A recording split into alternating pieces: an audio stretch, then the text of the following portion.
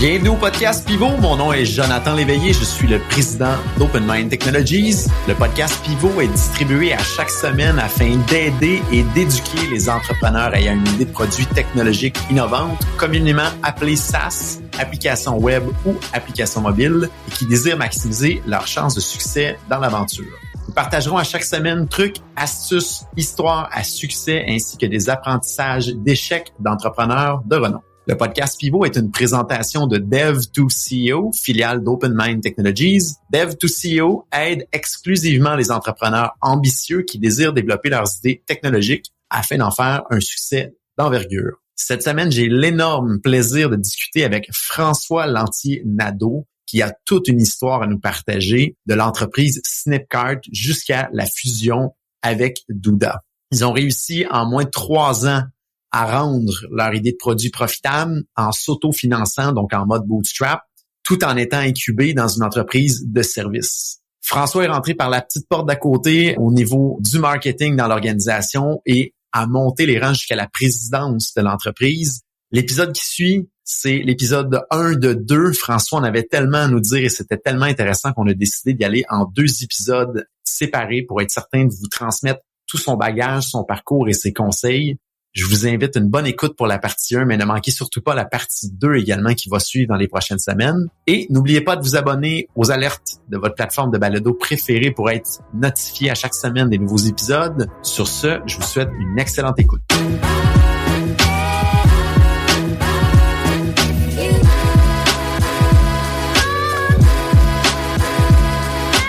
François Lantier-Nadeau de la compagnie Douda et précédemment Snipcart. Merci beaucoup d'être avec nous. Comment vas-tu, François, aujourd'hui? Yes, ça va bien, puis ça me fait plaisir. Vraiment, vraiment très content de discuter avec toi aujourd'hui. Ceux qui nous écoutent, restez jusqu'à la fin. François a toute une histoire à partager. Des hauts, des bas, des feux d'artifice. C'est vraiment, vraiment, vraiment intéressant, vous allez voir. Puis j'avais vraiment hâte de pouvoir discuter avec lui aujourd'hui pour vous partager un petit peu son expérience. Fait que merci de prendre le temps aujourd'hui avec nous. François, juste pour mettre en position notre auditoire, explique-nous un petit peu, premièrement, c'est quoi Douda et c'était quoi également Snipcart. Puis après ça, on va rentrer un peu dans ton histoire, comment ça a débuté, puis s'en retourner jusqu'à aujourd'hui. Donc, qu'est-ce que Douda et qu'est-ce que Snipcart, François? Yes. Douda, c'est une plateforme de création de sites web spécialisée pour les agences digitales. Fait que c'est dans la même catégorie puis le même space que les Wix, Squarespace, Webflow de ce monde, mais avec une twist un petit peu plus, adaptée là, justement aux agences qui doivent faire du marketing, vendre d'autres services, gérer des clients, gérer plusieurs sites, gérer du staff. C'est une compagnie qui est née il y a 12 ans, qui est aux États-Unis, au Canada, en Israël, au Brésil, un petit peu à Londres. Donc, voici. Et puis pour Snipcart, c'est une solution de commerce en ligne pour développeurs web qui roule toujours, by the way. Et puis, c'est ça, ça a été lancé en 2013 au sein d'une agence web à Québec. Ça se fait beaucoup comparer avec Shopify, alors que c'est pas vraiment le même modèle mental de comment tu fais du e-commerce, mettons. C'est vraiment des freelancers, des agences ou même des développeurs à l'interne qui tombent en amour avec notre produit parce que ça les oblige pas d'utiliser, mettons, une plateforme fermée ou quoi que ce soit. Ils peuvent utiliser leur propre outil pour créer le site. Et ensuite, ils ajoutent une couche de e-commerce super lean puis personnalisable qui est Snipcart. Ça, on a roulé ça pendant, ça va faire 9 ans bientôt, je pense. Puis ça a été acheté avec Douda à l'été 2021. Le deal s'est closé à ce moment-là, en fait. Puis notre stack, notre expérience, expertise, tout ça, on est en train de développer un produit de commerce en ligne natif pour la plateforme de création de site web. C'est vraiment intéressant, François. Et là, j'aimerais ça que tu nous parles de toi, de ton parcours, de où a débuté ton parcours en entrepreneuriat, parce que tu as toute une histoire à nous partager. Je voulais juste mettre en situation au début qu'est-ce que c'était Douda, qu'est-ce que c'était Snipcart, mais on recule vraiment en arrière, puis parle-nous du début, là, de où ça part, là, ton entrepreneuriat, puis les différentes histoires qui ont évolué jusqu'à aujourd'hui. Je te dirais que moi, j'ai fait un deck en gestion de commerce, un bac en communication, rédaction, multimédia à l'université de Sherbrooke. Là-dedans, il y avait un programme, un régime coopératif qui te forçait quand même à faire des stages payés. À partir de ces stages-là, moi, j'ai pas voulu prendre les stages qui étaient dans l'espèce de service de placement. ça me parlait moins, fait que j'ai comme sondé mon réseau perso. Puis là, j'ai trouvé une petite agence web qu'un ami de secondaire avait starté. Puis j'ai comme fait, yo, tu sais, je suis capable d'écrire comme du monde, je suis un bon rédacteur, j'ai envie genre d'apprendre plus le marketing numérique, tu veux-tu me donner une chance? Fait que ça a super bien été avec eux. J'ai fait 2 stages là. Puis au 3e, j'ai fait, écoute, c'est vraiment une belle, petite, cool agence, mais j'avais vraiment envie de prendre une coche, mettons, au niveau technique, pousser un petit peu mes compréhensions du web dev, web design, tout ça. Fait que j'ai comme regardé un petit peu autour. C'est drôle parce qu'à l'époque, t'avais Georges Saad, qui est cofondateur de chez Spectrum et Snipcart. Spectrum, c'est l'agence web dans laquelle Snipcart a vu le jour. Georges était comme passé un coup de vent dans la petite agence où je travaillais parce qu'il connaissait les owners puis il voulait pitcher un petit peu leur nouveau produit qu'ils développaient, qui était justement Snipcart, avant même qu'il ça sorte. Fait que j'avais fait, c'est qui ce d'autre-là, tu sais, Georges, Snipcart, Spectrum, blablabla. Fait que là, j'avais flashé là-dessus à mon 3e stage puis j'avais juste straight up appelé puis dit, hey, écoutez les gars, c'est kick-ass ce que vous faites, là, ça gagne des prix, tout ça. Mais genre, il y a des fautes partout dans vos sites clients et dans votre site. Je pourrais ne serait-ce qu'amener de la valeur juste avec ça. Je pense que je pourrais écrire des blog posts pour vous, pour des clients. Puis j'ai le goût d'apprendre le SEO. Fait que genre, y a-t-il quelque chose à faire? Les gars m'ont passé en entrevue. Puis ils m'ont dit, OK, vraiment cool, dude, ton profil, nanana, clairement, t'es très junior, mais on a un produit qu'on lance. C'est un SaaS, Software as a Service, qui était Snipcart. Puis on aimerait ça investir dans le marketing, genre jour 1 là-dessus. Fait que tu veux-tu t'occuper de ça un petit peu? Puis là, j'étais comme, ouais, sure. Tu sais, je m'occuperais bien des clients aussi. C'était un peu intimidant, un produit numérique, SaaS pour dev. Tu sais, je connaissais rien là-dedans. Finalement, turns out que j'ai fait peut-être un micro-mandat pour un autre client. Puis la majorité de mon temps, ça a été dédié vraiment à Snipcart. La première fois que ils m'ont envoyé la documentation technique, ils m'ont dit, lis ça pour commencer. Puis genre, je comprenais, I guess, like, 20%, tu sais, de ce que je lisais, puis j'étais super intimidé, puis je me disais shit, tu sais, j'ai fait la bonne décision pour ma carrière parce qu'au même moment, j'avais eu un appel un peu tardif de LG2, une boîte de publicité assez connue, pour rencontrer le directeur créatif à Québec, puis peut-être avoir mon stage final là, tu sais. Fait que j'avais comme encore cette espèce de croisée des chemins là vers la pub puis le marketing plus traditionnel d'ouvert. C'est vraiment plus sécurisant comme zone de confort. Basically, juste devenir concepteur-rédacteur, puis jouer plus avec les mots, puis les clients, tout ça. Fait que je me suis dit, écoute, si je me mets pas dans l'inconfort là, mettons, à 23, 24, tu sais, je le ferai jamais, là, je me connais, je suis quand même lâche. Fait que j'ai décidé de rester chez Snipcart, puis ça a été la meilleure décision de ma vie, là, ben franchement. Fait que ça, c'est vraiment la genèse, là. Je sais pas si tu veux que je move on à le reste, là. En soi, on te suit tous les morceaux que tu penses qui peuvent être bénéfiques, puis ça peut inspirer beaucoup de monde aussi qui ont un parcours qui sort justement de l'école, puis ça a été un petit peu mon cas aussi de mon côté. Je pense qu'on a beaucoup de monde qui sous-estime la chance qu'on peut avoir quand on n'a rien à perdre de justement saisir des opportunités, puis je pense que c'est un petit peu ton parcours à toi, fait que c'est intéressant effectivement que tu mentionnes ça. On te laisse continuer pour la suite.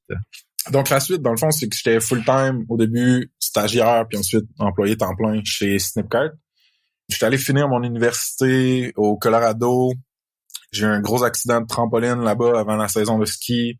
Je me suis brisé une fracture puis compression de la vertèbre L1. Ça a vraiment fuck up mon automne puis mes plans. Mais ce que ça l'a fait de positif, c'est que pendant que j'étais là-bas, je travaillais à distance pour Snipcart comme temps partiel avant de commencer vraiment temps plein après l'uni. Ce que j'ai fait à ce moment-là, c'est, écoute, si je peux pas m'accomplir comme dans les sports, dans l'école, parce qu'il y avait certains cours que j'ai juste lâché parce que j'étais pas capable, là, avec le dos, puis c'est profiter un peu plus de la vie, je sais pas, d'aventure du Colorado, je vais au moins en profiter pour m'accomplir plus comme professionnellement. Fait que c'est comme devenu mon baptême de feu un petit peu du monde des startups, là. Je me suis mis à aller dans des meetups, des conférences, aller pitcher, cold pitcher des agences pour qu'ils utilisent Snipcart, alors que je comprenais sweet fuck all comment ça marchait. Franchement, là, des fois, il fallait que j'aille genre Skype ou Slack d'ouvert sur le site juste pour que genre le co-founder Charles, il me dise c'est ça, non, ça, oui, ça marche quand même. Puis, tu sais, j'avais un back brace, fait une grosse espèce d'attel dans lequel j'étais raide comme un pic, puis je mettais une chemise par-dessus ça, puis je me rappelle, on a drivé à Denver, puis j'étais allé donner une conférence, c'était genre une compétition de pitch de start-up, là, devant genre 200 devs, puis entrepreneurs local, puis tout, puis c'était genre la première fois de ma vie que j'ai une présentation en anglais devant du monde, avec le dos pété, puis je sais pas, il y avait comme vraiment une fébrilité puis une excitation de genre juste jump in, genre le pire qui arrive, tu sais, ton ego est comme menacé de genre avoir l'air cave, mais comme, tu sais, faut que tu te pètes la gueule, faut que tu t'exposes, faut que tu sois sur le terrain si tu veux genre avoir un minimum de crédibilité puis d'apprentissage. Fait que vraiment aller all-in avec ça m'a fait prendre en confiance beaucoup mon anglais oral, mon anglais écrit aussi. Après ça, je suis revenu à Québec. Puis là, j'ai commencé vraiment temps plein pour Snipcart. Tu sais, c'était dans ma début à mi-vingtaine. Genre, la seule affaire qui allait bien dans ma vie personnelle, c'était vraiment comme la job. Fait qu'il y avait beaucoup de mon identité qui était rattachée à comment je performais puis comment j'étais perçu dans mon work life. Fait que j'ai vraiment beaucoup travaillé, là. Genre, j'avais la moitié, c'est pas plus, de mes amis étaient à job. Je cliquais vraiment avec Spectrum, l'agence, avec les early membres de Snipcart. On sortait souvent, tu sais, on travaillait tard. Mais c'était vraiment le fun. Puis j'apprenais beaucoup, tu sais. Au début, on était quand même dans un mode de Frank, il sait à moitié pas ce qu'il fait. On sait pas trop qu'est-ce qui marcherait le plus pour Snipcart. Fait on va lancer des nouilles sur le mur, whatever, puis voir ce qui stick. Fait que tu sais, au début, là, dans les premières, je te dirais, année et demie, j'ai essayé du influencer marketing, social media, events, PR, paid ads, un paquet de trucs. Il n'y a pas grand-chose qui est stické, puis il n'y a pas grand-chose que j'aimais, sauf le content marketing puis le SEO. Puis ça a comme été vraiment notre premier souffle un peu plus sérieux de product market fit là, pour la business, parce que à travers ces channels-là, on a été capable de voir qu'il y avait du stickiness dans notre produit, puis que il y avait vraiment des communautés puis des niches de dev que c'était comme make or break. Ils pouvaient pas faire un projet d'e-com si c'était pas de Snipcart. On avait déjà eu de la validation par le passé avec de la vente directe que Georges avait fait dans d'autres agences, comme j'ai raconté genre au début de mon histoire. Mais là, avec ça, on a réussi à itérer sur un modèle de OK, on fait des pièces de contenu super techniques pour dev, par dev, puis on te montre comment utiliser Snipcart pour faire du e-commerce sur basically n'importe quel CMS, n'importe quel framework, peu importe quand tu builds tes sites, ça marche avec Snipcart, tu sais. Puis, un moment donné, à force de faire ce genre de contenu-là, on s'est rendu compte qu'il y en avait qui se positionnaient comme sur Google pour des termes qui avaient pas beaucoup des termes de recherche qui avaient pas beaucoup de volume, mais qui avaient des intentions super précises puis au bas du funnel, si tu veux. Puis là, on voyait que ça générait du trafic, puis ça générait des sign-ups, des conversions aussi. Fait que tu sais, à tâtons comme ça, on a fini par trouver notre filon. Puis une fois qu'on l'a trouvé, notre filon d'acquisition, on a vraiment comme itéré là-dessus puis buildé une machine d'acquisition au complet autour d'une grosse stratégie de contenu marketing, de SEO, de brand building, community building. Puis on est devenu un sacré gros acteur là, dans le monde du web dev, Jamstack, front-end development, tout ça, c'était des sphères dans lesquelles notre nom circulait, nos articles circulaient, on se faisait inviter à des events, tout ça. Mais ça, bon, je compte ça, puis c'est comme fast forward, là, on s'entend, là. Il y a eu plein de moments où j'ai blogué, par exemple, sur des sujets qui intéressaient pas pantoute mon audience cible, mais je voyais ça ailleurs. Fait que quand tu sais pas trop quoi faire, t'imites, puis tu copies, puis t'essaies de voir si ça marche, tu sais. Fait que quand que je parlais d'entrepreneuriat, puis de startup life, puis tout ça, tu sais, ça stickait pas, là. Notre audience en avait rien à foutre de ça. Alors que c'était plus comme pour nous. Puis tu sais, tous les autres canaux que j'ai dit un peu plus tôt, là, genre les events, mettons, là. Tu sais, les events de start-up, c'est très cool, mais c'est très, OK, mettons, on veut raiser du funding ou on veut convaincre le monde qu'on va changer le monde. Ou puis les produits qui sortent là-dedans, c'est souvent les produits qui sont pas nécessairement super techniques ou B2B. Nous, c'était B2D, business to developer. Fait que ça, on était comme le odd man out un peu. Le monde comprenait pas pourquoi ils utilisaient ça au lieu de Shopify. Puis les devs qui avaient besoin de ce produit-là, ils chillaient pas nécessairement dans ces événements-là. Fait qu'on a vite compris justement que le flow, je suis développeur, j'ai un besoin spécifique. Qu'est-ce que je fais? Je vais sur Google, je fouille sur le SERP, sur Search Engine Results Pages, ou je search dans les forums, tout ça. Tu sais, c'est là qu'on est allé se positionner, genre sur Google, dans les forums de dev, vraiment grassroots. C'est un bottom-up approach où est-ce que c'est les devs, tu sais, qui ont fini par vendre Snipcart pour nous autres. Fait que t'avais un freelancer qui pognait un mandat puis qui disait « Hey, si vous voulez faire du e-commerce, moi, je build mes sites de façon X, Y, Z. Pour faire du e-commerce, par-dessus ça, j'utiliserai Snipcart. Voici le prix, voici les fonctionnalités. Est-ce que ça vous va? Oui, OK. » Ou un dev à l'intérieur d'une agence qui disait « Hey, on n'a plus besoin d'utiliser WooCommerce, Magento, puis faire un site au complet là-dessus. On pourrait utiliser genre tel CMS qu'on aime vraiment. » Puis juste ajouter Snipcart par-dessus, c'est des devs qui venaient d'une agence qui l'ont fait, blablabla. Fait qu'on s'est fait comme des espèces d'évangélisateurs, ambassadeurs, vraiment en séduisant la couche dev là, dans l'espèce de hiérarchie, power dynamics que t'as dans des business deals puis tout ça. Fait que ça, c'était très, très cool. Puis, quoi dire? Ça a pris 2, 3, 4 ans, je me rappelle jamais avant qu'on devienne profitable. Clairement, c'était pas moi qui étais proche des chiffres. Moi, je te dirais que 2-3 ans in, les gars m'ont offert des parts parce qu'ils étaient satisfaits, je pense, de ma présence puis des résultats que j'amenais. Fait que là, je suis devenu partenaire avec un peu de skin in the game dans le business. C'était très, très cool. Ça m'a motivé beaucoup. Ça allait lentement quand même, Snipcart. C'était quelque chose qui était bootstrapped au sein d'une agence web qui avait déjà investi quand même significativement là-dedans. Puis que les gars, les co-founders de Spectrum, qui étaient aussi owners de Snip, ils disaient, tu sais, justifier un nouveau salaire par une augmentation du revenu mensuel récurrent. Si vous avez pas assez en nouveau MRR pour justifier un salaire les 12 mois d'après, on n'embauche pas, tu sais. Fait qu'on avait vraiment des hard stops, il fallait vraiment être patient puis trouver des manières de générer du cash, générer de la profitabilité, puis ensuite grow, tu sais. Fait que c'était des contraintes qui... Charles puis moi, Charles était aussi employé de chez Spectrum au départ, devenu partenaire cofondateur de Snipcart, tout ça.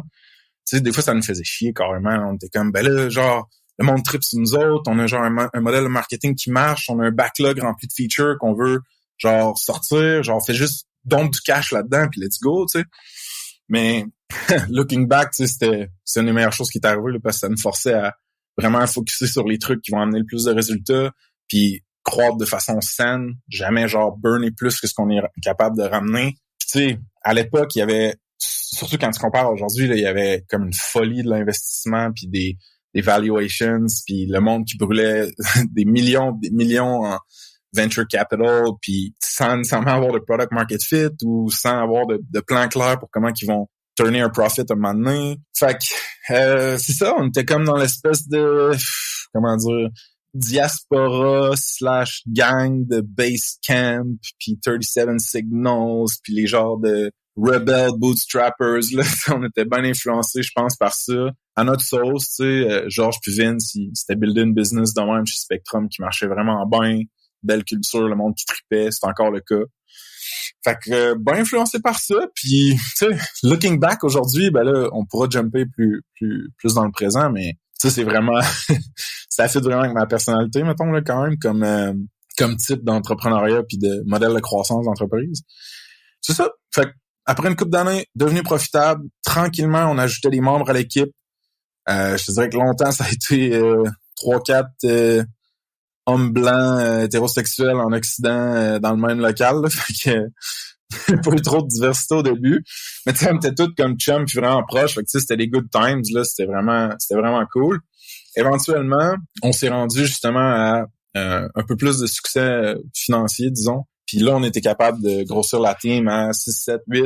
Puis là, justement, là, tu sais, plus de diversité au niveau genre de il y avait des gens de Montréal, il y avait des filles aussi, il y avait des gens avec des, disons, croyances, orientations, whatever, différentes, tu sais. Puis là, on est comme devenu plus une compagnie un petit peu plus mature, mettons.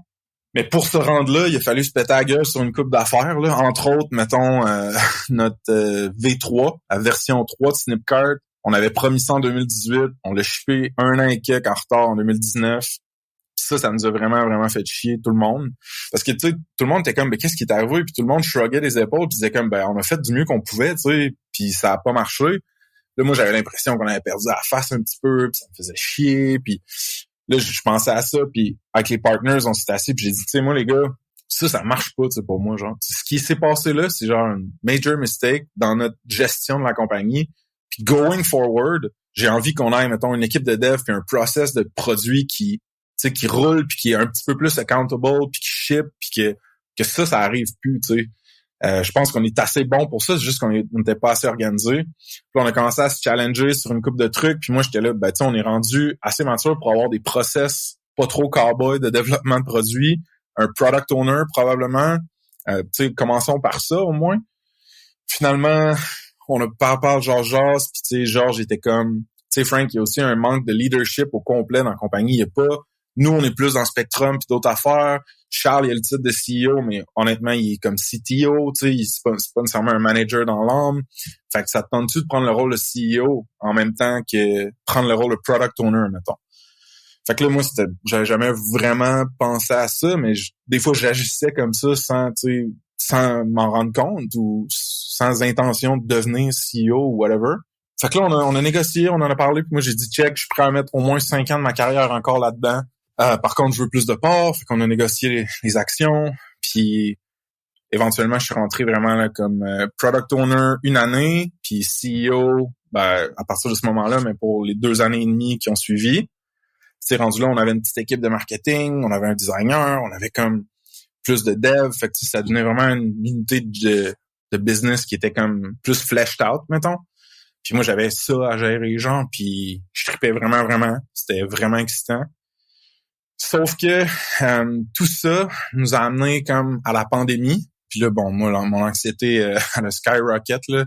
Autant personnellement, là, genre, je capotais, j'avais peur que tout le monde que j'aime allait mourir. Puis moi en premier.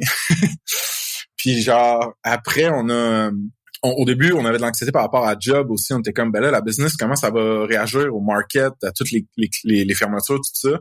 Puis finalement, tu sais, comme on l'a vu maintenant, looking back, c'est clair, mais comme au début, c'était pas clair. Le e-com, ça allait exploser, le commerce en ligne. Fait que nous, on a eu notre meilleure année à vie. On a continué d'embaucher pendant que tout le monde faisait des layoffs. On a dépassé le cap du 1 million US en revenus annuels récurrents et ARR. On a libéré une grosse marge de profit de ça. Pour la première fois en 8 ans, on s'est sorti des dividendes autres que nos salaires. Moi, je sautais dans les airs avec ma blonde dans notre appart. Là, on capotait. J'ai donné le corps à ma mère direct. Ma mère pleurait. Tu sais, c'était vraiment, vraiment fucking sick. Puis en 2021, en janvier, dans le fond, c'est là qu'on a été officiellement approché pour se faire acheter. Fait que là, je vais peut-être couper ici parce que j'ai l'impression que je fais littéralement juste parler straight depuis 20 minutes. Là. C'est super intéressant parce que juste cette section-là peut être qualifiée comme un succès en soi. Là. Vous avez vraiment parti là, oui, quand t'es arrivé, le produit était déjà là, mais il y avait peu ou pas de revenus. L'équipe était très en mode commando, puis il y avait pas nécessairement de procédure. T'es rentré par la porte un peu plus de marketing, de manière bold, de dire hey, les gars ou gang, vous avez des fautes d'orthographe sur votre site web, je rentre. Mais là, tranquillement, t'as fait ton chemin pour vraiment aller chercher de l'actionnariat, t'impliquer, de rendre jusqu'au poste de CEO de l'organisation. Yes. C'est juste ça en soi, c'est vraiment une histoire qui est wow, puis de réussir à amener l'organisation à être profitable en termes de MRR, également Monthly Recurring Revenue, donc vos revenus récurrents mensuels pour ceux qui sont un petit peu moins habitués avec le terme. Juste sans soi, on pourrait arrêter aujourd'hui puis dire ça c'est un wow, puis on pourrait rentrer puis aller creuser plus loin. Mais je dirais, il y a encore beaucoup de trucs qui se sont passés par après, puis c'est là qu'on ajoute d'autres étapes de plus à ton histoire qui est vraiment impressionnante. C'est une des raisons pourquoi je voulais vraiment parler avec toi aujourd'hui. Là, vous êtes un coup que le produit est rentable, puis là, vous dites, OK, on a une business qui fait du sens. Il y a des gens qui ont commencé à essayer de vous courtiser un petit peu. Vous recevez des petits messages de mon Dieu, est-ce que vous êtes prêt à vendre? Et là, en particulier, il y a une discussion qui s'amorce avec un grand joueur, mais je te laisse en parler, mais c'était pas quelque chose que vous preniez au sérieux au départ, là. Non. Puis juste for the record, je veux préciser que j'ai vraiment pas amené cette compagnie-là à ce niveau-là tout seul. Là. J'ai eu beaucoup d'aide des team members puis co-founders. Mais ouais, puis tu sais, c'en était un succès, là. On était heureux, là. On était contents de genre shipper du code, shipper du marketing qui marche, avoir une belle communauté, des users qui parlent pour nous autres en bien, qui nous aiment, avoir du monde autour de la table qu'on aime tous, prendre nos décisions ensemble. Tu sais, c'était bon, là, faut pas que je mette mes lunettes nostalgiques non plus, là. Mais bon. Alright, fait dans le fond, throughout, mettons, la growth de Snipcart, il y a toujours eu du monde qui cognait à la porte, here and there. Hey, voulez-vous du cash? Hey, voulez-vous vous faire acheter? Différents types de joueurs, là. Il y en a qui c'était pour des acquisitions stratégiques, il y en a qui c'était plus des compagnies qui achètent d'autres compagnies en série, qui boostent un peu les opérations, les marges, puis les revendent, là. Le terme m'échappe, là. Si tu l'as, tu peux jump in, là. J'aimerais bien te complémenter là-dessus, mais souvent les VC vont faire ça. On arrive, on pump l'entreprise, on la revend, là. PE, Private Equity Investors, ceux qui ont des groupes comme ça. En tout cas, puis ça, on disait tout le temps non. Des fois, on regardait un peu, voir les valuations, combien ils seraient prêts à mettre. Mais on revenait tout le temps à comme, tu sais, on aime ça ce qu'on fait, ça va mostly bien, pourquoi qu'on se ferait chier à vendre, genre, ou pour juste turn un petit profit. Sauf que là, dans le fond, il y a eu un paquet de facteurs qui ont comme collide en même temps, qui ont créé une opportunité vraiment comme unique pour nous autres. First, la pandémie. J'en ai parlé, ça nous a amené à un niveau de rentabilité puis de croissance super sexy, mettons. Second, l'explosion du e-commerce. Fait que pas juste de Snipcart, mais vraiment du mouvement de e-commerce. Ça a commencé à... Il y a beaucoup de joueurs qui se sont mis à se dire, OK, comment moi je me démarque dans l'e-commerce? Comment moi j'investis puis je double down dans les e-commerce? Fait que t'avais cette espèce de sentiment-là. Je sais pas, tu sais, pour ceux qui sont plus tech-savvy ou dans une start-up, là, à ce moment-là, mettons, 2021, il y avait des paquets de dollars qui s'investissaient de la part des venture capitalists, des VC, partout. Là. Fait qu'il y avait de la liquidité en malade dans le market. Fait que le monde avait des valuations, la valeur de leur compagnie qui était super grosse, avec des objectifs de croissance vraiment astronomiques, puis se faisait investir des millions puis des millions puis des millions de cash, tu sais, pour aller chercher ça. Fait que c'est vraiment une genre de petite bulle là, tu sais, qu'on a eu, mettons, à ce moment-là. Puis nous, l'histoire commence dans ce contexte macro-là, mettons. C'est comme ça que je set le stage. Fait que juin ou juillet 2020, mettons, il y a une fille de l'Israël qui m'écrit « Yo, on est Douda, on voudrait vous parler d'un partnership. » À ce moment-là, dans l'été, j'étais quand même dans un mood chill. Puis j'ai comme fait « Ah, why not? » Tu sais, je vais prendre un call un peu random. Idéalement, je ferais pas ça, mais voyons voir, tu sais.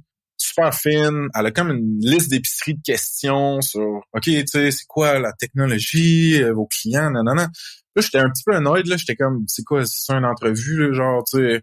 Fait que je réponds à ces affaires. Je dis, OK, ben merci, on se reparle, bye. Puis je me dis, bon, c'est fini, là. Là, après ça, la semaine d'après, elle m'écrit, puis elle dit, hey, c'est vraiment cool. Notre CEO, il aimerait ça te parler bientôt pour faire avancer le dossier. Là, je commençais à être plus vers la fin de l'été, puis je me disais, ouf, genre, je sais pas trop c'est qui eux autres. Dans ma tête, c'était juste un site builder random pour du monde, pas développeur, pas technique. Puis par le passé, on avait des mauvaises expériences d'intégration de Snipcart avec des outils comme ça. Fait que je l'ai vraiment brush off, tu sais. J'étais comme, c'est pas une vraie opportunité. Fait que j'ai dit, hey, je suis vraiment désolé, je vais être disponible l'année prochaine, dans 6 mois. Fait que tu sais, c'était un petit peu cocky de ma part, puis le but c'était un petit peu de vraiment diffuser cette discussion-là au complet, là, de faire comme, regarde, le gars il est pas intéressé. Puis là, une semaine après, le CEO lui-même m'a écrit et me dit, hey François, genre, t'aimerais-tu ça qu'on se parle bientôt, s'il te plaît, j'aimerais ça faire avancer ce dossier-là.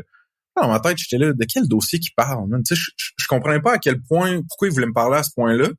J'avais comme donné toutes les infos, puis moi je me disais, si une trip sur Snipcart, ils feront une intégration avec Snipcart, puis that's it, genre, je les aiderai au support, that's it. Fait que j'ai réécrit au CEO, à Itai, le CEO de Douda, la même chose, tu sais. Hey, désolé, comme j'ai dit à ta collègue, je vais être disponible juste l'année prochaine. Boum, fin de la discussion, je me dis, alright, j'en entendrai plus parler de ma vie, tu sais. Mais là, fast forward, on arrive en janvier 2021, suite après l'épisode que j'ai compté, là, les premières parts, dividendes qu'on s'est sortis, puis qu'on saute dans la part, blablabla. Direct après ça, le CTO, Chief Technical Officer, Amir, puis le CEO, Chief Executive Officer, Itai, les deux m'écrivent un courriel. Hey, François, t'es-tu rendu disponible pour parler? Là, j'étais comme, Jesus Christ, man. Les autres, ils abandonnent pas, là. C'est quoi? Fait que, mais juste pour l'effort et la persévérance, je me suis dit, ben là, je vais prendre le call, là, tu sais. Fait que, prends le call. Itai, le CEO, il est genre au Brésil, en semi-vacances. Amir, il est à Tel Aviv, en Israël, avec littéralement un drapeau d'Israël en l'air de lui. Là, je me dis, qu'est-ce qui se passe, man? Dans quelle espèce de call je me suis embarqué? Puis là, les gars, ils ont vraiment des questions deep, là, techniques, des questions autant sur notre code base que sur notre business, genre. Là, j'étais un peu shaké, là, j'étais comme pas prêt, genre, à un call de cette ampleur-là. Puis j'essaie de leur expliquer le modèle mental pour comprendre Snipcart, puis ils comprennent pas. Ils ont comme un autre modèle mental de e-commerce en tête, puis ça clique pas. Puis moi, je suis fatigué, genre, puis je suis comme, qu'est-ce que c'est ça? Tu sais, anyway, ça ira nulle part. Fait que je finis juste par leur dire, checkez les boys, c'est bien cool, là, mais comme j'ai fait une conférence là-dessus, j'ai donné j'ai une vidéo d'enregistrer. Moyen que vous envoyez le vidéo de moi qui l'explique, là. Là-dedans, je fais une meilleure job que dans le call, genre. Fait que comme, that's it, je vais vous envoyer de la documentation. Vous avez une idée de produit techno à développer et vous vous demandez, suis-je prêt à le faire? Bonne nouvelle, dev2co.com rend à votre disposition un mini questionnaire gratuit en ligne qui vous permettra de parfaire votre réflexion et surtout de valider à quel point vous êtes prêt ou non à démarrer le développement de votre idée technologique. Rendez-vous au dev2co.com/évaluation, DEV le chiffre 2 CEO.com/EVALUATION. Sur ce, de retour à l'épisode en cours. Fait que là, je ferme le call, puis là, je me dis, bon, man, là, j'en entendrai plus jamais parler de cette espèce d'affaire-là, tu sais. Fait que j'envoie la vidéo de moi qui explique Snip puis la doc. Une semaine après, Amir, le CTO, il me réécrit, puis il dit, « Hey, François, vraiment cool call, merci pour la doc. J'ai construit une preuve de concept d'une intégration entre Douda et Snipcart. Puis j'aimerais ça vous la montrer à toi puis ton co-founder technique. » Puis là, j'étais là, shit, wow, genre, OK, ils se sont donc bien crinqués. Puis là, j'étais un peu confus. Ben, je me disais, voyons, tu sais, je dois vraiment avoir besoin d'une espèce d'intégration de commerce en ligne. Tu sais, là, j'ai dit, Charles, let's go, là, rentre sur le call. Là, le CTO, il a buildé tu sais, une intégration, on va aller au moins voir. Fait que là, on rentre sur le call avec Amir, il nous montre ça, c'était vraiment sharp. Le gars, il avait super bien compris le modèle mental dont je parlais plus tôt. Il a fait une belle intégration, comprenait son produit, comment le nôtre fitait dedans, tout ça. Là, j'étais là, wow, tu sais, j'étais vraiment impressionné. Je disais, comment qu'on peut t'aider, tu sais, de quoi t'as besoin? Puis là, il s'est mis à poser des questions vraiment plus creuses, genre, c'est-tu possible que Snipcart apparaisse nulle part quand on l'utilise, puis qu'on puisse changer tout le design, mais prendre la logique du back-end, faire un white label, là, qu'il appelle? Là, j'ai commencé à faire, ça, c'est genre de deal enterprise que je veux rien savoir, parce que ça va être trop compliqué, ça va faire chier ma team. Fait que là, on pataugeait un peu, là, on était comme, ah ouais, peut-être, mais pas vraiment, tu sais, tout ça. Puis à un moment donné, il a juste vraiment coupé dans l'espèce de tourner autour du pot, là, puis il a dit, regardez les gars, seriez-vous intéressés? Nous, on aimerait mieux posséder la technologie, seriez-vous intéressés à un M&A? Mais là, moi, M&A, je savais même pas c'est quoi que ça voulait dire. Puis en plus, j'avais mon clavier mécanique, j'étais pas sur mute, fait que là, je voulais pas commencer, tu sais, à googler. Fait que je sais pas, je gossais peut-être sur mon cell ou je sais pas comment, puis là, j'ai genre pris ma voix de CEO. So, just so we're clear here, what exactly do you mean by M&A? Puis là, justement, Amir, il a dit, tu sais, merger and acquisition. Puis là, c'est là que j'ai comme décliqué, puis j'ai fait, oh shit, genre, ils veulent nous acheter. Puis là, on dirait qu'on était tellement sur le choc, Charles puis moi, qu'on était là, on n'est pas à vendre, genre, désolé, je sais pas trop quoi te dire, tu sais. Fait que là, j'ai commencé à dire à Amir, écoute, regarde, je veux pas te manquer de respect, mais nous, on a fait 1 million US, c'est comme j'ai encore aucune idée là, que Douda, c'était quand même un gros joueur, tu sais. On a fait 1 million US, on a grow à, je pense, 120%. On a des grosses marges de profit, on aime ça ce qu'on fait, notre communauté nous aime. Fait avec tout le respect que je te dois, je suis pas sûr que vous avez le budget pour acheter une compagnie comme la nôtre. Là, c'était comme ça l'a comme piqué. Puis là, lui, il s'est mis à dire tous ces chiffres à lui, tu sais.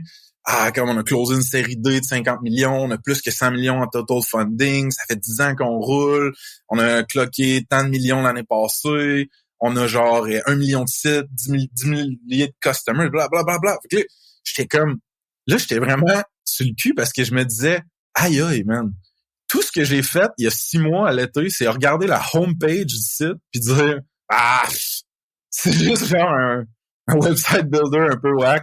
Puis alors que, tu sais, c'est vraiment une cool compagnie qui a prouvé son modèle, qui est là depuis une décennie.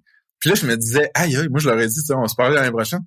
Puis là, j'y ai comme dit, écoute, Amir, je suis quand même impressionné, là. Je pensais pas que, je m'excuse, là, tu sais, j'ai comme mal lu c'était quoi Douda.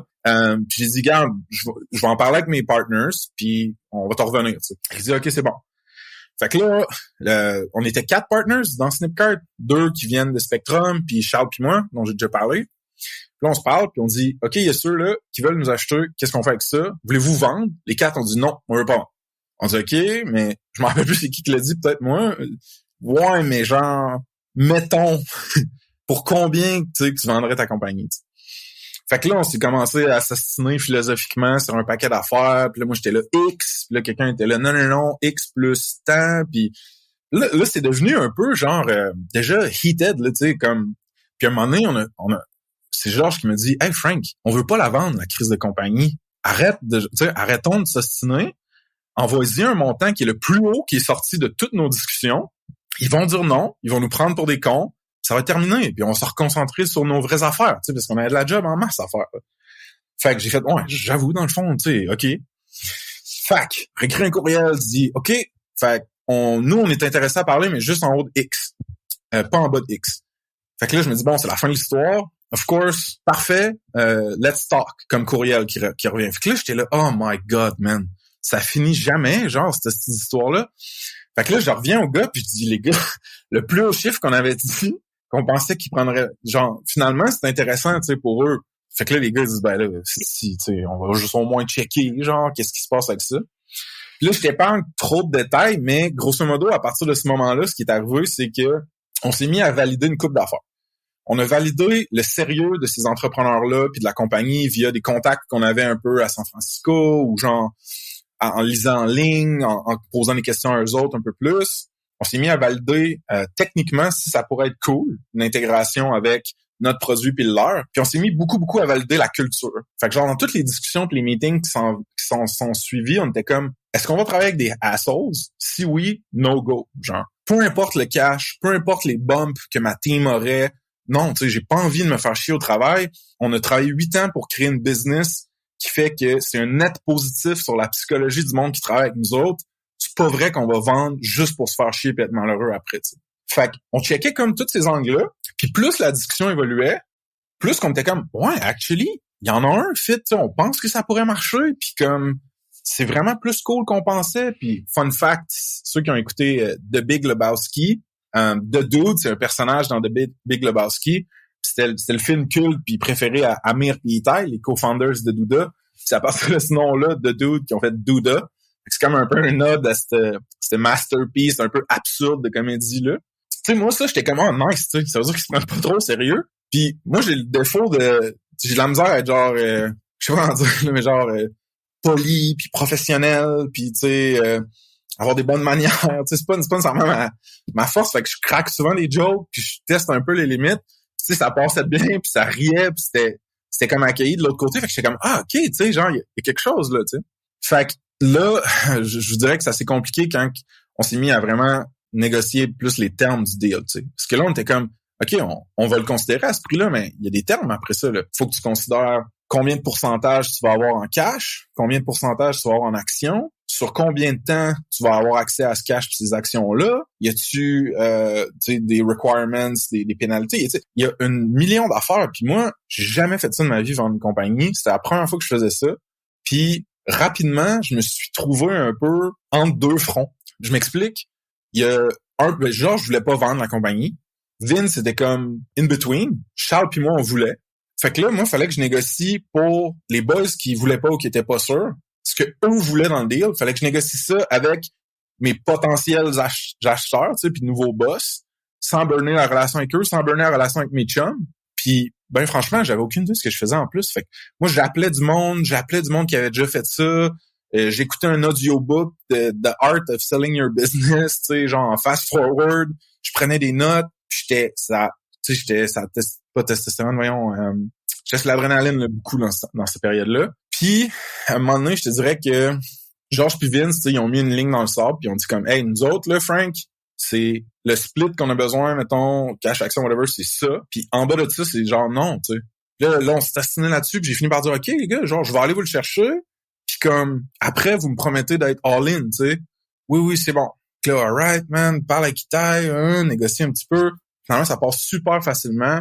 Je suis super content. On est un peu surpris, tout le monde. Puis là, on dit, OK, on continue. Mais là, ce qui arrive, c'est qu'à un moment donné, dans le deal, tu commences à rentrer des fiscalistes, tu sais, puis des tax experts, puis tu sais, du monde qui dit, c'est pas juste genre, t'as reçois ça dans ton compte de jardin, puis t'es good to go, là, genre, c'est pas mal plus compliqué que ça. Puis là, moi, j'ai comme vraiment eu un reality check où est-ce que j'ai fait, oh shit, man, ça va me coûter fucking cher en taxes, dans le fond, toute cette histoire-là. Parce que j'avais pas, en tout cas, ceux qui vont dire, ouais, exemption sur les gains en capitaux propres, non, j'avais pas tout ça, moi, pour d'autres raisons que je peux expliquer dans un autre podcast, moins fun. Mais Ouais, fait que là, j'ai comme refait mes calculs puis fait, OK, attends un peu là, man. Le split que moi puis Charles, on a, c'est vraiment pas aussi, genre, juicy que ce que je pensais, ce que, mettons, Georges puis Vince avaient, tu sais. Puis là, je me suis mis à me dire, OK, t'as peu, là, les acquisitions, il y en a qui chient, là. Il y en a qui carrément marchent pas. Les founders se chicanent ou se chicanent avec les acheteurs, ils s'en vont. Fait qu'ils complètent pas nécessairement leur période de earn-out, là, l'espèce de période de grâce que tu dois rester pour avoir accès à tout. Fait que là, les risques commençaient à s'accumuler dans ma tête, puis j'étais comme, hey, je sais pas si ça vaut la peine. Puis là, je me suis fait un calcul de qu'est-ce qui vaut la peine, mettons. Fait que j'étais arrivé avec un chiffre, puis je me suis dit, OK, moi, après 1 an, si net, j'ai ce chiffre-là, je suis all-in. Donc, je prends tous les risques qu'il faut, puis tout. Sauf que là, ce chiffre-là, ça changeait complètement le split cash-action, puis horaire de distribution, puis de earn-out qu'on s'était fait offrir puis qu'on avait accepté au début, tu sais. Fait que moi, j'ai demandé à mes autres partners, hey les gars, tu sais, merci pour parce qu'eux m'avaient poussé aussi vers ça. J'ai dit merci pour ça, tu sais. Êtes-vous à l'aise que je renégocie, tu sais. Puis tout le monde m'a donné le green light, tout le monde était partant. Fait que j'ai fait merci, tu sais, très reconnaissant. Il aurait pu juste me shut down juste là, on s'entend. Puis là, je me suis reviré de bord, puis j'ai dit, tu sais, au CEO, j'ai dit, faut que je te parle, man. Parler, là, j'ai expliqué, j'ai dit, tu sais, man, considérant, tu sais, les taxes au Canada, on se fait taxer pas mal, puis tu sais, j'ai repensé à mes affaires, puis là, ça serait comme ça mon split. Puis là, il était comme, hey man, c'est genre le jour puis la nuit versus ce que je t'avais à faire puis ce que tu m'as dit que t'étais à l'aise. Fait que j'ai dit, tu sais, je peux travailler avec mes équipes de finances, mais comme, je pense pas que je vais être capable de te donner ça, tu sais. Fait que j'avais dit, écoute, check ce que tu peux faire. Moi, si ça marche pas, tu sais, je vais m'en aller. Genre, je vais me pull out du deal complètement. Puis le lendemain, je vais être déçu peut-être une journée. Puis le surlendemain, je vais juste être heureux puis continuer à travailler sur ma business qui marche bien anyway, genre. Fait qu'il était comme, OK, là, t'as peu, je te reviens. Il me revient avec, tu sais, mettons, il m'avait rencontré à mi-chemin, mettons. Mais il avait étendu, genre, le earn-out. Fait que ça faisait qu'à la fin de mon année 1, là, tu sais, mon modèle mental, ça marchait pas pantoute, là. J'avais pas ce que je voulais. Fait que moi, j'ai dit aux partners, Georges, Vincent, Charles, j'ai dit, là, les gars, moi, je voudrais refuser. Est-ce que vous êtes à l'aise? Tout le monde dormait là-dessus, tu sais, 24 heures. Là, dors là-dessus, parle un peu. Là, les gars étaient comme, garde, nous, anyway, ben, tu sais, Georges plus, t'es comme, non, on veut pas trop vendre, fait que garde, OK. Genre, tu peux refuser. Charles, t'es sûr? Oui, OK. Fait que là, je m'assieds en ordi puis j'écris un courriel fucking stressant, le pire courriel que j'ai écrit de ma vie. Je commence à dire, hey, tu sais, merci pour tout. J'ai beaucoup appris dans ce processus-là. La relation que j'ai avec toi, je veux la maintenir. Si je peux t'aider peut-être à acheter une autre compagnie. J'écrivais à Itaï, le CEO, juste pour que ce soit clair. Je suis comme, moi, tu sais, ça me fonctionnera pas puis on va se retirer du deal à partir de maintenant. Tu sais, merci pour tout puis non. J'ai juste mis en PS, voici le split, les conditions pour qu'on continue, mettons. J'ai press send, puis là, je paniquais, man. Moi, je suis d'un naturel anxieux, là, puis tu sais, ça spin vite, là, fait que je capotais, je me disais, oh mon Dieu, j'ai genre fucké up la retraite de ma mère, mon indépendance financière, genre, j'ai dit non au plus hot deal que j'aurais de toute ma vie, on sera jamais capable. Là, je capotais, Charles, il capotait aussi. Puis pendant 4 jours, ça a été silence radio. On n'a pas eu de news, rien, tu sais. Fait que là, les boys m'écrivaient en DM sur Messenger ou genre whatever. Ils étaient comme, hey, dude, Itaï, t'as-tu répondu? Tu sais, qu'est-ce qui se passe? Je disais, non, pas encore. Refresh, tu sais, ton inbox. Puis là, 4 jours in, il a juste répondu, François, in the spirit of cooperation and moving forward, we agree to all your terms. Fait que oui, tu sais, on accepte tout ça. Fait que là, man, je hurlais dans mon appart. J'appelais Charles, on criait en FaceTimant, on ouvrait des bouteilles, on disait « Oh my God », tu sais, on n'en revenait pas parce que moi, c'était basically, c'était pas un bluff parce que si tu veux pour un move de négociation aussi fort que ça, mettons, il faut que tu sois prêt à perdre. Genre, il faut absolument que tu sois prêt à perdre le deal.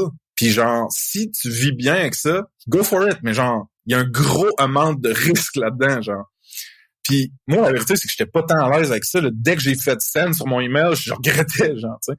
Mais Chris, on l'a eu, tu sais. Fait que c'était comme le plus gros move, moi, pour moi, de négo de ma vie, là, tu sais. Puis probablement que je vais faire, je sais pas, là, j'ai d'autres idées, mais en tout cas, je sais, fait que c'était énorme, là, tu sais. Puis après ça, je te dirais que ça a quand même bien coulé, le deal. Genre là, on a fait la vérification diligente technique, la vérification des RH, des finances, le légal, toute cette paperasse-là. C'était épuisant. Il y avait encore de la friction, tu sais, mettons, entre moi puis Georges ou entre certains partners. Puis, tu sais, on est arrivé, je te dirais, vers la fin du deal, où est-ce que c'était, surtout entre moi puis Georges, je pense, là, mais tout le monde était brûlé. On a été isolés. C'était la COVID, là. On était, Georges était en Suisse, Vince était à Québec, Charles était à Québec, moi j'étais à Québec. On était tous dans nos maisons ou appart. Les gars étaient en Israël puis en Californie. On avait tous des time zones fuckées. Les avocats étaient à Québec, Montréal. Fallait tous se synchroniser dans les call teams tout le temps. Genre, c'était vraiment lourd, là, tu sais. Puis en plus, on s'entendait pas sur des affaires. Fait que des fois, dans un call avec les avocats, Georges disait de quoi? Là, j'étais là, non, fuck non, genre, on pousse pas là-dessus. Puis là, fallait faire un sidebar. Puis s'ostiner, nanana, puis revenir. Ou moi, je disais de quoi, puis les autres étaient comme, non, oublie ça, Frank, tu sais. Fait que cette espèce de deux fronts-là, tout le temps, là, ça a été super éprouvant. Surtout pour moi, là, tu sais, psychologiquement, j'ai pas l'endurance d'une espèce de G.I. Joe, là, comme, genre, je suis quand même sensible puis émotif, là, fait que ça me rentrait dedans, vraiment. Mais, on a fini par se rendre à la fin, puis carrément, là, on a annoncé ça en juillet 2021 à l'équipe. Puis on a dit, écoutez, regardez, voici ce qui s'est passé. Les 7 mois qui viennent de passer, parce qu'on s'entend, ça a pris 7 mois de négo. C'est pour ça qu'on était moins disponible, qu'il y a des affaires qui c'était pas claires, nanana. Puis là, voici ce que ça veut dire pour Snipcart. Snipcart Core, notre produit va continuer d'exister, mais on va avoir plus d'employés, on va intégrer notre technologie avec eux autres. Tout le monde pogne un bonus de salaire, une raise de 20%. Tout le monde a des stock options, meilleures conditions de travail, puis perks, benefits qui vont arriver. Tu sais, on va aller faire un voyage en Israël, les voir, eux vont essayer de venir nous voir. Tu sais, là, j'étais tellement hype, ça faisait tellement longtemps que je travaillais là-dessus que j'ai vraiment fait un gros pitch, là, tu sais, dans l'annonce. Je me suis même fait aider de Claudia Marcotte, une psychologue organisationnelle qui m'a aidé à préparer l'annonce puis tout ça. C'était genre un des moments les plus stressants de ma vie parce que, en vérité, si la majorité des devs restaient pas, c'était une des clauses finales du deal. Que genre, si la majorité des devs, tu sais, partaient puis disaient « fuck that », ben là, eux autres, tu comprends-tu qu'ils achetaient une technologie puis une équipe puis ils se ramassaient à moitié pas d'équipe, fait que ça marchait pas. Fait que tu sais, pour moi, c'était important que ma team, il y ait de quoi in it for them, que ça leur tente d'embarquer dans le chapter puis qu'ils restent, tu sais. Fait que ça, c'est le contexte. Puis écoute, on a célébré pendant une semaine dans les restos, tout le monde est resté, personne est parti. C'était complètement débile. Puis là, je te dirais que j'arrêterais peut-être quasiment l'histoire là pour donner une pause parce qu'il y a comme l'autre chapitre, tu sais, le post-acquisition qui est une histoire un peu différente, tu sais, de tout ça. Puis c'est ça, ça fait encore un stretch que je parle. T'sais. Mais c'est vraiment intéressant, François. Puis ce que je te propose, parce que je vois le temps qui file, je proposerai un 2e épisode pour la suite, honnêtement, parce que j'aurais des questions pour toi un petit peu dans ce que tu viens de mentionner là. Puis, ouais, sure. Puis je le vois comme en 3 parties. Là, tu viens de nous dire le lever de la business jusqu'à temps qu'elle devienne rentable, qu'elle devienne profitable. Après ça, l'approche, l'acquisition, mais il y a la post-acquisition après qui est super intéressant dans ton histoire. Fait que découpons-le comme ça. Gardons les 2 morceaux pour aujourd'hui comme ça. Puis je te poserai peut-être des petites questions pour aller un peu plus en profondeur. Ben oui. Il y a des gens qui nous écoutent, qui ont des produits là, qui sont probablement déjà profitables ou qui se font déjà approcher par d'autres gens. Tu étais président à ce moment-là quand tu t'es fait approcher. Tout ce processus-là pendant 7 mois, là, ça t'a pris combien de pourcents de ton temps à peu près dans une semaine? Ça a dû te défocuser un petit peu, j'imagine, sur la business en tant que telle. Là. Ouais, vraiment. Genre trop, honnêtement. Tu sais, dans le fond, ce qu'il faut catcher, c'est que à ce moment-là, ce que tu gambles comme dirigeant ou entrepreneur, whatever, c'est non seulement du cash, parce que je pense que je peux le dire, tu sais, en avocat, puis frais légaux, puis du notaire, puis fiscaliste, ça, c'est 100 000 $, là, un deal de même, là, tu comprends? Fait que genre, tu gambles du cash, parce que ça se peut que ça marche pas. Puis si ça a pas marché, puis t'es déjà serré dans tes marges, puis t'as de la misère à faire ton payroll, ben on s'entend qu'à 50 ou 100 000, peu importe le chiffre, là, tu peux être dans merde, là. Fait que tu gambles du cash, tu gambles aussi ton temps. Parce que tu te dis, mettons que t'es super simple, tu travailles 35-40 heures semaine.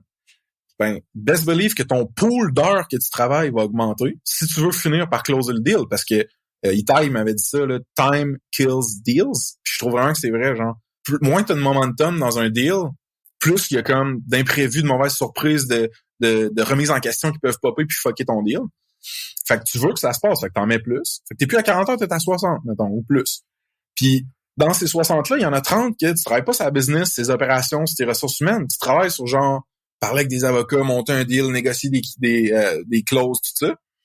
Fait que, tu sais, mettons, imagine-toi, juste flat, là, 7 mois de ton temps qui était juste à 20% dans tes opérations puis que tu mets 100 000 dans quelque chose qui peut pas marcher. Genre, pour une petite business, ça peut être existentiel, là, comme gamble, tu comprends? Puis nous, honnêtement, on l'a senti là, que genre Charles puis moi, puis même Georges puis Vince c'était encore un peu impliqué. On n'était pas all-in là, pendant ces 7 mois-là. Fait que moi, je sais pas si ça répond à la question. Ouais, puis je pense qu'il y a un aspect effectivement d'argent parce qu'il y a beaucoup de consultants qui doivent nous conseiller autour de ça. Il y a un aspect de temps puis énergie où ce qu'on le met, mais je pense qu'il y a un troisième aspect qu'il faut pas négliger, c'est ce qu'on laisse au niveau psychologique sur la table pendant ce temps-là, parce qu'on est toujours sur un edge de dire, je dois-tu juste garder mes yeux sur la business puis ça va être ça en avant de nous, ou il y a quelque chose d'autre de différent qui s'en vient. Est-ce que je vais rester après le deal aussi? Ça doit être difficile au niveau psychologique parce que tu peux jamais te dire vraiment où est-ce que tu t'en vas, puis c'est complètement deux chemins différents. Là. Exact. Ah, puis nous, d'autres, on a essayé de le flipper à notre avantage, ça. Tu sais, souvent, mettons, pour que il y a des trucs qui passent ou que ça aille plus vite, on disait comme, hey, regardez les gars, là, tu sais, on peut pas vous fournir 50 pages de genre 150 documents, là. Genre, ça, on a une business à runner nous-mêmes, là. On est 8, là. Tu sais, tu comprends-tu que si je fais juste ça, ma business avance plus. Fait que on essayait de ramener cette réalité-là pour jouer en notre faveur un peu des fois, là. Puis avec les autres partners, ça doit être un autre élément qui doit être difficile psychologiquement quand il y en a qui disent, nous, attends, je suis prêt à vendre, nous, c'est à ça. Finalement, il y en a peut-être qui sortirent ou qui bougent leur braquette. Ça doit être vraiment drainant psychologiquement d'être un peu l'élément qui doit rassembler tout le monde, puis l'autre partie de l'autre côté, puis d'aller au front à chaque fois pour... Tu sais, c'est là que tu vois aussi les croyances fondamentales du monde par rapport à l'entrepreneuriat, au succès, aux finances, à l'argent. Tu sais, c'est du life-changing money qu'on a fait, là. Genre, tu sais, je suis pas gêné de le dire. Puis l'affaire, c'est pour Georges puis Vince, mettons, c'était moins life-changing que pour moi puis Charles. Parce que les gars sont un peu plus vieux, ils ont des succès entrepreneuriaux fucking cool, ils continuent de se diversifier, d'investir dans les affaires. Fait que pour eux, tu sais, c'est pas le même diff là, qui va se passer entre le avant et le après, mais c'était très substantiel pareil. Fait que tu sais, puis moi je suis vraiment émotif, vraiment comment dire, tu sais, je deviens proche du monde, je suis super transparent, puis comme je care beaucoup à propos des autres. On dirait que je m'attends tout le temps à ce que le monde soit de même avec moi, tu sais. Puis moi j'ai de la misère à séparer l'amitié, l'amour, tu sais, puis la business là. Tu sais, puis pour moi avec Snipcar, ça a toujours été vraiment intertwined tout ça. Mais là, dans un deal de cette ampleur-là, tu sais, mettons, Georges, lui est plus capable de faire la part des choses, puis de dire, tu sais, ça, c'est une discussion pour la business, ça, c'est une discussion pour l'amitié, c'est pas pareil, tu sais. Puis moi, dans quelque chose d'aussi life-changing que ça, j'étais pas capable, man. Tu sais, moi, j'en revenais pas qu'il considère pas mes aspirations, mes besoins, mes affaires. Puis lui, il en revenait pas que je dise, genre, de considérer ça. Il était comme, voyons, man, c'est genre un gros deal d'affaires sérieux, là, tu sais, c'est pas ça qu'on parle, puis...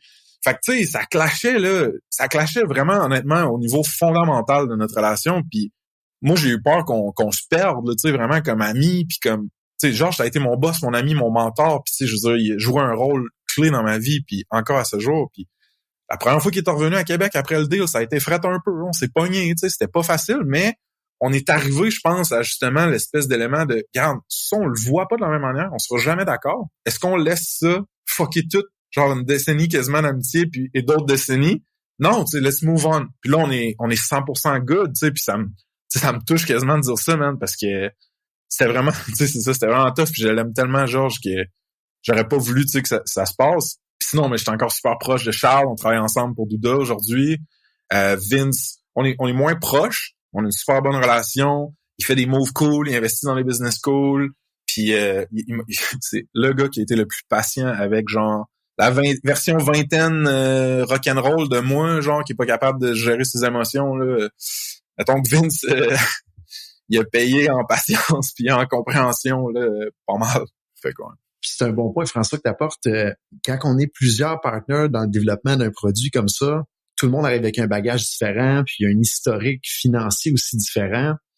Puis ça peut apporter des frissons parce qu'on va se le dire, là, puis là, je donne un chiffre fictif, mais de 0 à 1 million, c'est une fondation à dire que, bon, mais là, j'ai de l'argent dans mon compte, puis je suis sécurisé financièrement, puis ça peut être 1, 2, 3, 4, 5 millions, peu importe.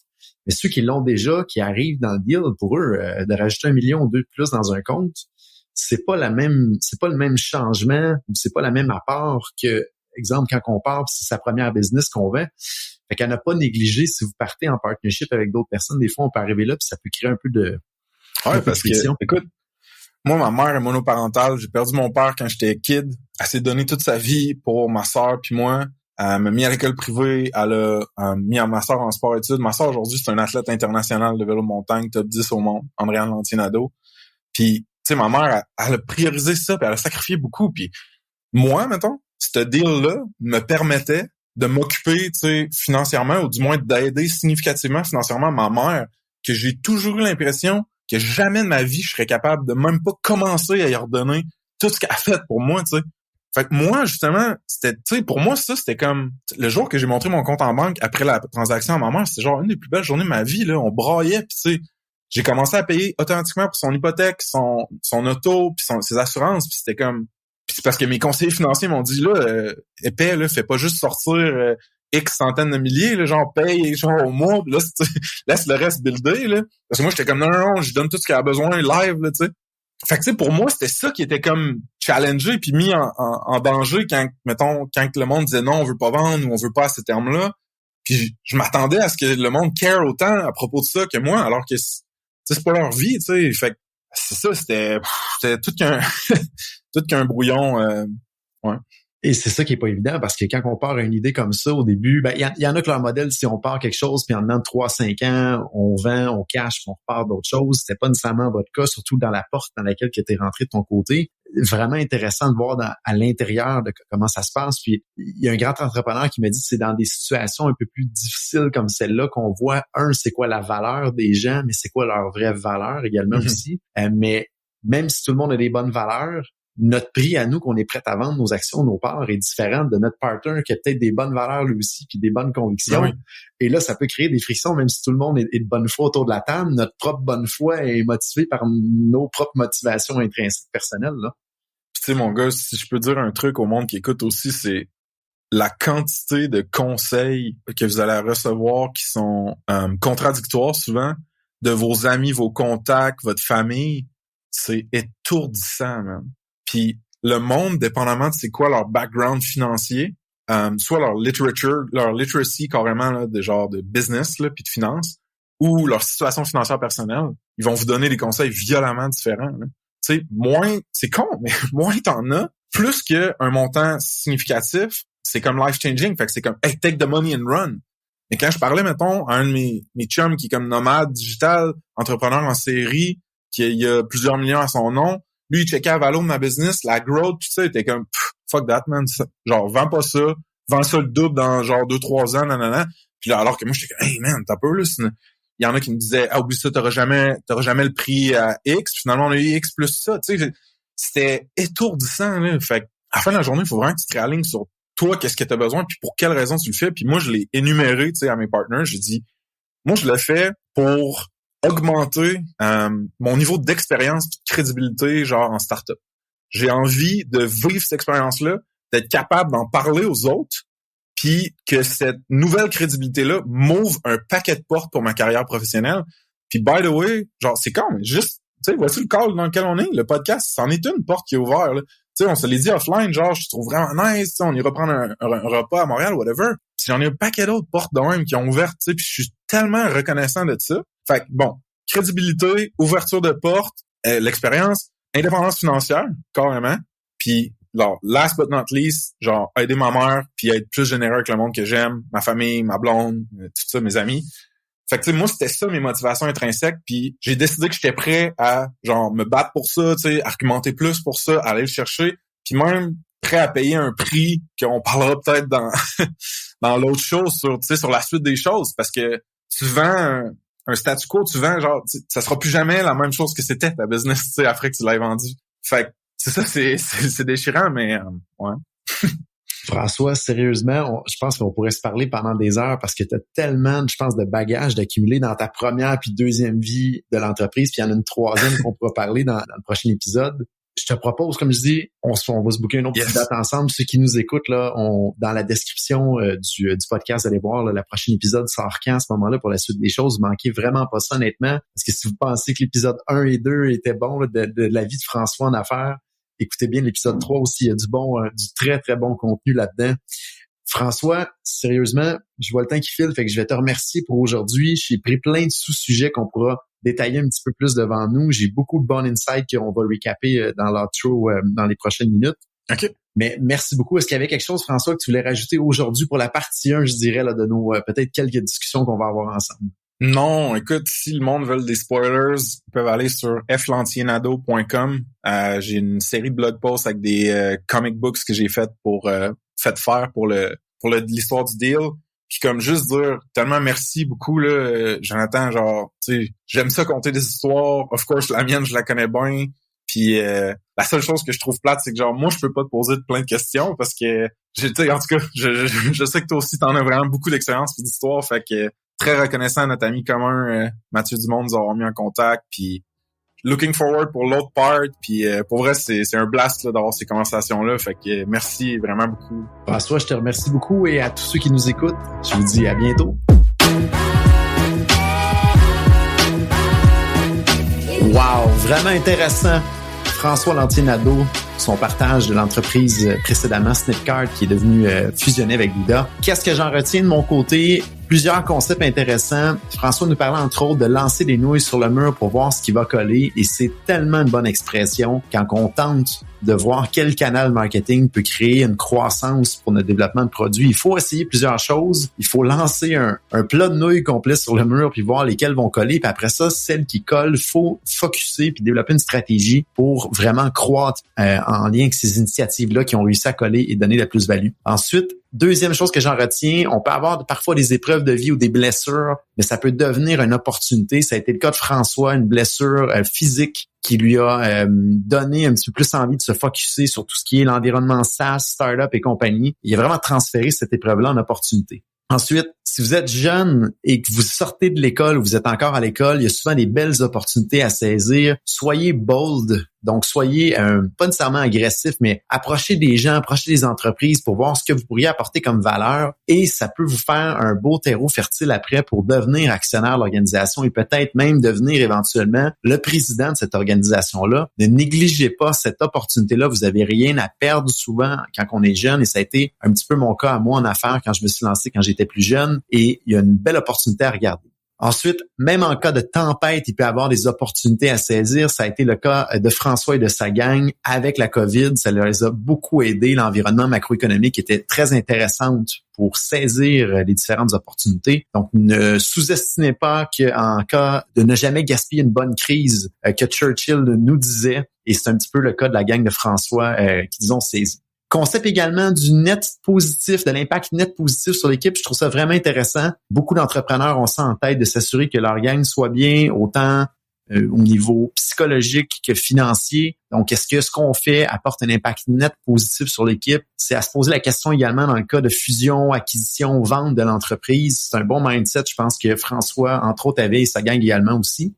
Un autre bon point que j'en retiens, en temps de négociation, être prête à perdre l'opportunité ou le deal peut aider beaucoup. Donc, il faut vraiment savoir qu'est-ce qu'on est prêt à perdre et souvent, c'est le meilleur moyen de réussir à aller chercher des conditions avantageuses de notre côté. Et le dernier élément que j'en retire, la phrase « time kill deals ». Donc, le temps ou la durée du temps va tuer les opportunités qu'on tente de fermer. Donc, timing is everything et tout ce qui traîne se salit. Donc, c'est également le cas quand on a des discussions de fusion, acquisition ou de vente. Plus rapidement, ces opportunités-là sont complétées ou plus vite les négociations vont, plus qu'il y a de chances que ce soit terminé au bout de la ligne. Donc voilà, j'espère que ça vous a plu autant que moi. Soyez là pour la suite de cet épisode-là qui va sortir dans les prochaines semaines et ne manquez absolument pas ça. C'est vraiment une belle expérience, un beau partage que François a pour sa 3e partie, dans le fond, de sa vie en affaires. Et merci à tous d'avoir été des nôtres cette semaine. Si cet épisode de podcast vous a plu, on vous invite à le partager sur les médias sociaux et à vous abonner pour recevoir les alertes des nouveaux épisodes sur votre plateforme de balado préférée. Je vous invite également à continuer la discussion sur LinkedIn. Mon nom est Jonathan Léveillé. Je suis le président d'Open Mind Technologies et n'hésitez pas à nous soumettre des idées de sujets et des idées d'invités. Sur ce, à bientôt.